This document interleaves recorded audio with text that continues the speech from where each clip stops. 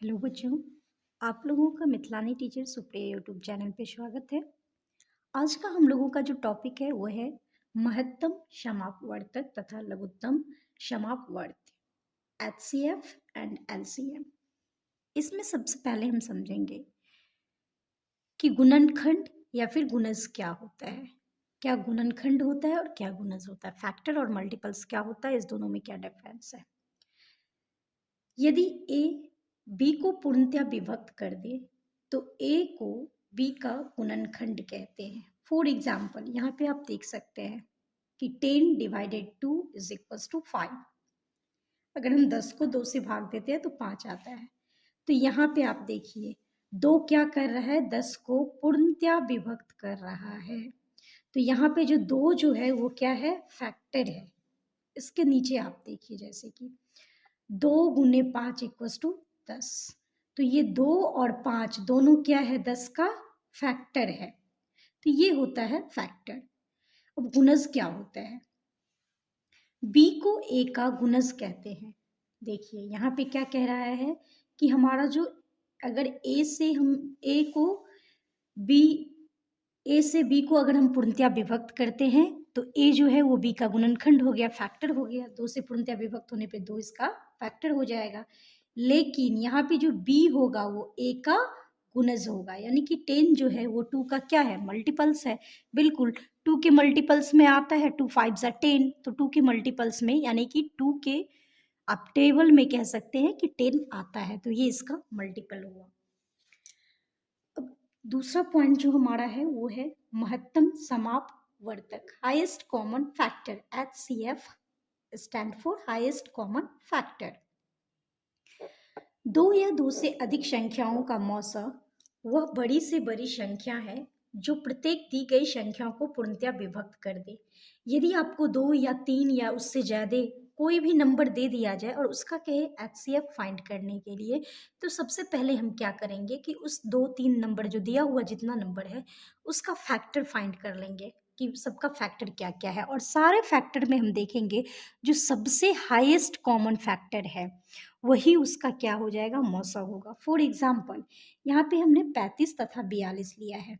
अब यहाँ देखिए हम दोनों का फैक्टर निकाल लेते हैं। तो 35 का फैक्टर क्या हो जाएगा, 7 पंचे 35, और 42 का फैक्टर क्या होगा, 7 छक्के 42। आप यहाँ पे 6 को भी तोड़ सकते हैं हम, क्योंकि 6 का भी फैक्टर होता है 3 गुने 2। तो 42 का हमारा हो जाएगा 7 गुने 3 गुने 2। तो अब आप देख सकते हैं अगर हम 42 और 35 और 42 की फैक्टर को जब हम आमने सामने देखते हैं तो इसमें भी 7 है और इसमें भी 7 है, और जितना भी फैक्टर है सब में 7 सबसे बड़ा है। तो हाईएस्ट कॉमन फैक्टर यही होता है कि जो सबसे बड़ा कॉमन फैक्टर होगा वही हो जाता है मौसा। और इस विधि से HCF फाइंड करने को हम कहते हैं गुणनखंड विधि द्वारा निकालना, फैक्टर्स मेथड के द्वारा। लेकिन गुणन ये जो HCF है एक और विधि से फाइंड किया जाता है, वो है हमारा कौन सा, तो भाग विधि। तो हम उसको आगे देखेंगे। अभी यहाँ पे हम देख लिए हैं कि गुणनखंड विधि के द्वारा। तीसरा पॉइंट हमारा है लघुत्तम समापवर्त, लिस्ट कॉमन फैक्टर। LCM का फुल फॉर्म होता है लिस्ट कॉमन मल्टीपल्स, फैक्टर नहीं multiples, LCM list common multiples. देखिए यहाँ पे बात दिया हुआ है मल्टीपल्स की, तो इससे भी कुछ चीज़ें हमें पता चल जाती है। कैसे, तो चलिए देखते हैं। वह छोटी से छोटी संख्या जो प्रत्येक दी गई संख्या द्वारा पूर्णतया विभक्त हो जाए दी गई संख्या का लघुत्तम समापवर्त कहलाती है।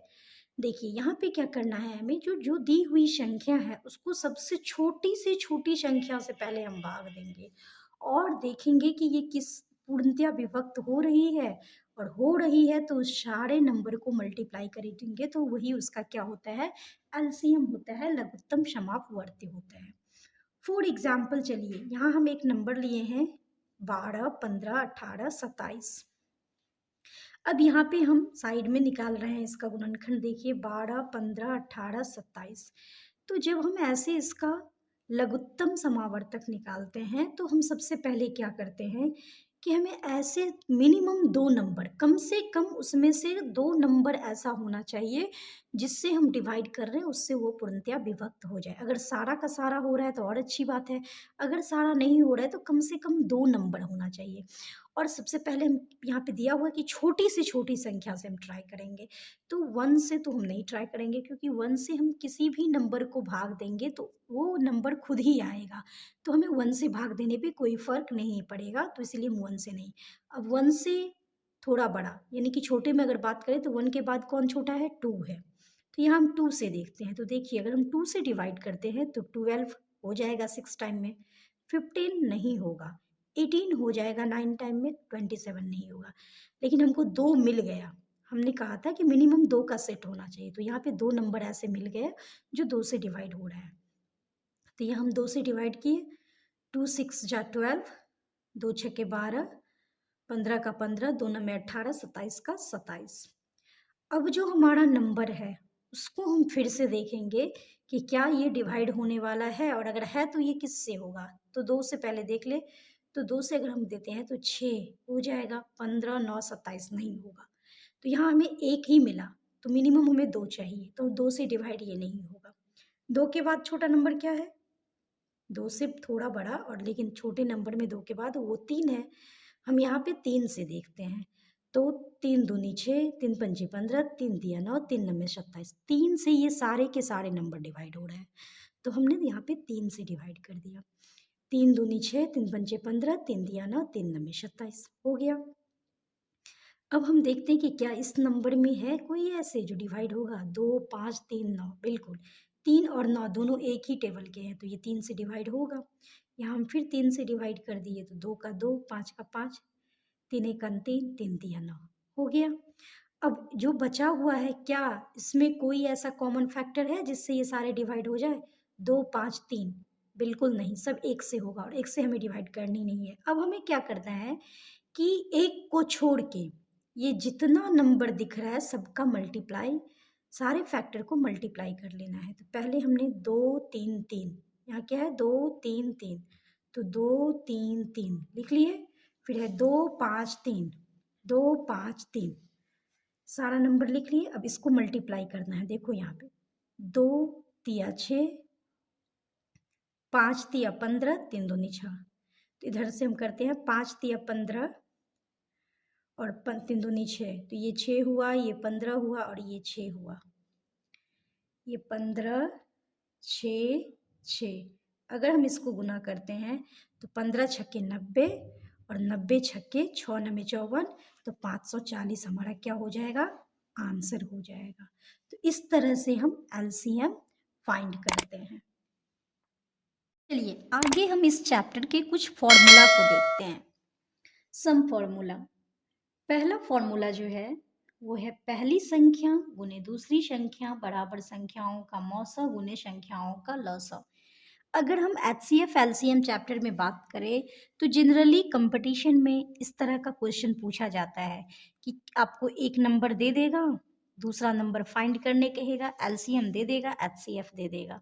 कभी कभी पहला दूसरा नंबर दे देता है, LCM दे देता है, HCF फाइंड करने के लिए कहता है। तो इस तरह के क्वेश्चन के लिए हमें इस तरह के क्वेश्चन को बनाने के लिए हमें पहले फॉर्मूला याद होना जरूरी है। अगर हमें फॉर्मूला नहीं पता है तो फिर मैथ्स तो पूरा डिपेंड है फॉर्मूला पे, विदाउट फॉर्मूला तो मैथ्स बना ही नहीं सकते हैं। तो ये पहला फॉर्मूला ये है। इसी से जैसे अभी हमने कहा कि एग्जाम्पल में ऐसे रहता है कि आपको मौसौ दे दिया, लौसौ दे दिया, पहली संख्या दे दिया और दूसरी संख्या कह रहा है फाइंड करने के लिए, तो आप कैसे कीजिएगा? तो उसके लिए ये फॉर्मूला होगा दूसरी संख्या बराबर संख्याओं का मौसा गुने संख्याओं का लौसा डिवाइडेड बाय पहली संख्या। अगर पहली संख्या दे दिया होता, दूसरी संख्या पूछता, तो ये पहली संख्या यहाँ चली जाएगी, दूसरी संख्या यहाँ आ जाएगी। अगर मौसा पूछेगा, संख्याओं का मौसा, तीसरा फॉर्मूला हमारा है संख्याओं का मौसा। आपको पहली संख्या पता दिया हुआ है, दूसरी संख्या दिया हुआ है, लौसा दिया हुआ है, तो कह रहा है मौसा निकालिए। तो फॉर्मूला क्या हो जाएगा? पहली संख्या गुने दूसरी संख्या डिवाइडेड बाय संख्याओं का लौसा। अगर इसी क्वेश्चन में मौसा दिया रहता और लौसा कहता निकालने के लिए, तो सेम ही रहता फॉर्मूला, बस ये यहाँ चला जाता, ये यहाँ आ जाता है, यानी कि संख्याओं का लॉस बराबर हो जाता है पहली संख्या गुने दूसरी संख्या डिवाइडेड बाय संख्याओं का मौसा। तो इस तरह से हम क्वेश्चन बना सकते हैं। अब कभी कभी क्या होता है कि 3-4 भिन्न दे देता है, यानी कि 3-4 फ्रैक्शन दे देता है और कहता है कि उसका मौशक क्या होगा, उसका लौशक क्या होगा। तो इस कंडीशन में हम कैसे सॉल्व करेंगे? तो देखिए, भिन्नों का मौसा बराबर जो होता है वो होता है अंशों का मौसा डिवाइडेड बाय हरों का मौसा। भिन्नों का लौसा बराबर जो होता है वो अंशों का लौसा और डिवाइडेड बाय हरों का लौसा। तो ये सारे फॉर्मूले थे। अब इस चैप्टर में एक क्वेश्चन आता है कि आपको कोई फ्रैक्शन दे दिया है और कहता है कि उसको इसका सिंपलेस्ट फॉर्म क्या होगा, यानी कि कोई एक बड़ा सा फ्रैक्शन दिया हुआ है, एक बड़ा सा भिन्न दिया हुआ है और कह रहा है उसका सरलतम रूप क्या होगा, सिंपलेस्ट फॉर्म क्या होगा। तो वो हम कैसे फाइंड करेंगे, चलिए क्वेश्चन के थ्रू देखते हैं। यहाँ पे क्वेश्चन 1 है कि 368 डिवाइडेड बाय 437 का सरलतम रूप सिंपलेस्ट फॉर्म क्या होगा। तो देखिए, ऐसे क्वेश्चन में हमें क्या करना है, सबसे पहले कि जो अंश है और हर है उस दोनों का मौसा निकाल लेना है। तो चलिए हम यहाँ 68 और 437 का मौसा फाइंड करते हैं। इसके लिए हमें क्या करना है, पहले जो छोटा नंबर है यानी कि 368 से 437 को भाग देंगे। तो 368 एक से लगाएंगे क्योंकि 3 दूनी 600 हो जाएगा जो 400 से एबव है। एक से लगाए तो यहाँ पे बचा हमारा 69। फिर 368 को 69 से डिवाइड करेंगे तो 5 टाइम्स में होता है 345। हमारा रिमाइंडर बचा 23। अब इस 23 से इस 69 को क्या करेंगे, डिवाइड करेंगे तो 3 बार में हो जाएगा। 23 दिया तो यहाँ पे 69 आ जाएगा।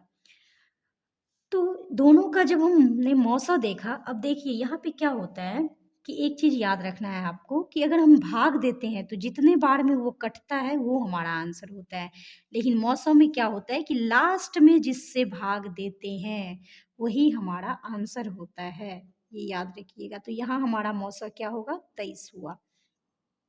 अब हमने जो मौसा फाइंड किया उससे हमें क्या करना है, अंश को भी हर को भी भाग देना है।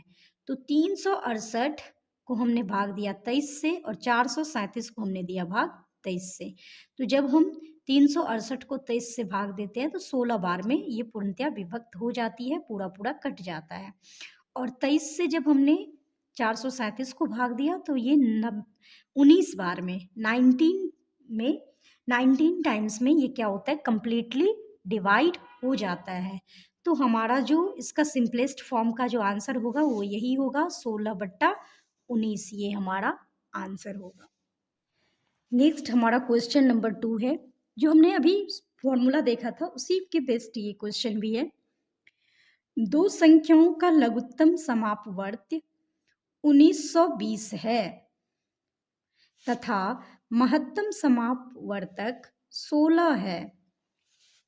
यदि इनमें से एक संख्या 128 है तो दूसरी संख्या क्या होगी। तो अभी हमने फॉर्मूला में क्या पढ़ा था, पहली संख्या गुने दूसरी संख्या बराबर लसा गुने मौसा, संख्याओं का लसा गुने संख्याओं का मौसा। तो first number into second number equals to LCM into HCF. हमें फाइंड क्या करना है, सेकेंड नंबर।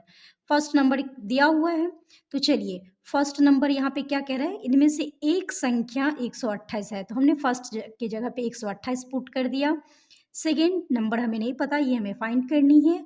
और कह रहा है एलसीएम, एलसीएम लघुत्तम समावर्ती कितना दिया हो 1920, तो एलसीएम की जगह पे हमने 1920 पुट कर दिया।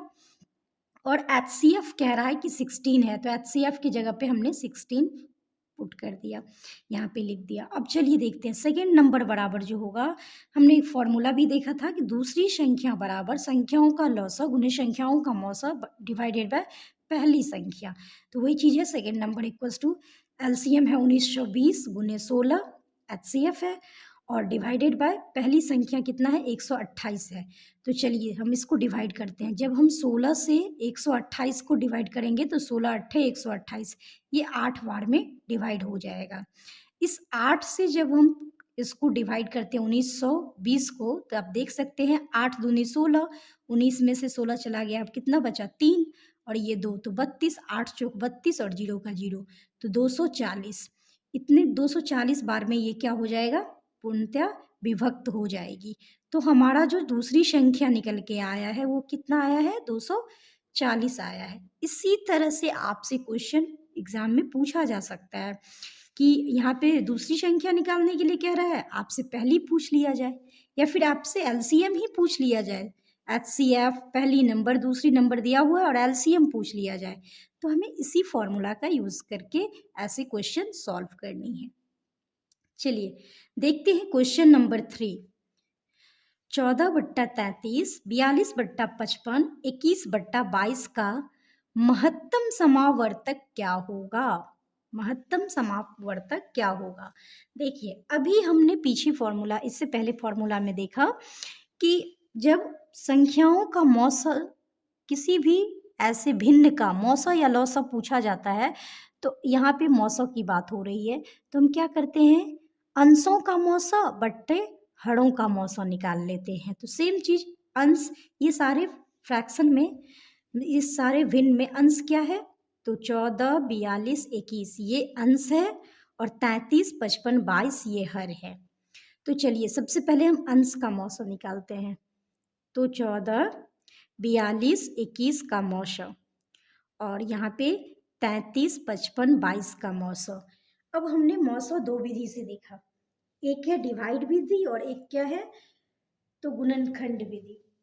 अब हम क्या करते हैं, गुणनखंड विधि के थ्रू यहाँ पे देखते हैं। तो 42, यहाँ पे 14, 42, 21, 14 का फैक्टर क्या क्या होगा, तो 2 गुने 7, 7 दूनी 14। 42 का क्या होगा, 7 तिया 21 दूनी 42 और 21 का 7 तिया 21। अब मौसा क्या होता है कि सब में हाईएस्ट कॉमन फैक्टर, सबसे बड़ा नंबर, सबसे बड़ा कॉमन, तो सबसे बड़ा देखिए इसमें भी 7, इसमें भी 7, इसमें भी 7 और सब में 7 सबसे बड़ा फैक्टर है। तो सबसे बड़ा कॉमन फैक्टर क्या है, 7 है। तो 14, 42 और 21 का मौसा कितना निकल के आया, 7। और अब हम नीचे वाला देखते हैं, हर का, हर में है 33, 55, 22। तो 33 का फैक्टर क्या हो जाएगा, 11 तिया 33, 55 का 11 पचे 55, 22 का 11 दूनी 22। इस तीनों में सबसे बड़ा कॉमन फैक्टर कौन सा है, तो 11 है। तो 33, 55 और 22 का मौसा कितना हो जाएगा, 11 हो जाएगा। और हमारा जो आंसर है इस फ्रैक्शन का महत्तम समावर्तक जो होगा वो यही होगा, 7/11। जनरली बच्चे जब ऐसे क्वेश्चन एग्जाम में देखते हैं फ्रैक्शन में, तो वो बहुत घबरा जाते हैं कि अरे ये फ्रैक्शन में है, इसका एचसीएफ कैसे निकालेंगे। लेकिन अब घबराने की बात नहीं है, ये बहुत ही इजी है, कुछ नहीं करना है। अंश का मौसा, सभी फ्रैक्शन में जो जो अंश है उसका मौसा निकाल लेना है और हर का मौसा निकाल लेना है, वही उस, और जो निकल के आएगा उसी को फ्रैक्शन में लिख देना है, वही हमारा आंसर हो जाएगा। क्योंकि जब नंबर हमारा फ्रैक्शन में है, तो हमारा जो क्वेश्चन हमारा फ्रैक्शन में है, तो महत्तम समावर्तक का आंसर भी फ्रैक्शन में ही आएगा। तो आई होप कि अभी तक हमने इस चैप्टर में जितना पढ़ा है वो आप लोगों को अच्छे से क्लियर हो गया होगा। और अगर इस पे बेस्ड अब आपको क्वेश्चन मिलेगा तो आप इजीली सॉल्व कर सकते हैं। अगर आप लोगों को ये वीडियो पसंद आया तो आप लोग इस चैनल को लाइक करें, सब्सक्राइब करें और घंटी के बटन को दबाना ना भूलें और अपने दोस्तों में अधिक से अधिक शेयर करें। धन्यवाद।